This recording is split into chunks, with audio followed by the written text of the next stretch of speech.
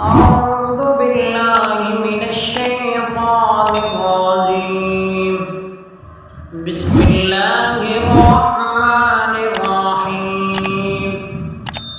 والتين والزيتون وطور سينين وهذا البلد الأمين.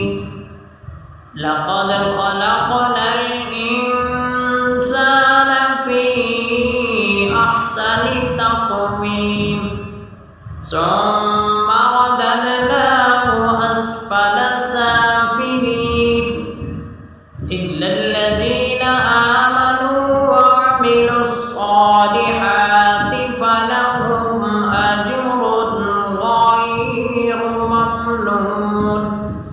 فما يكذبك بعد بالدين أليس الله بأحكم الحاكمين.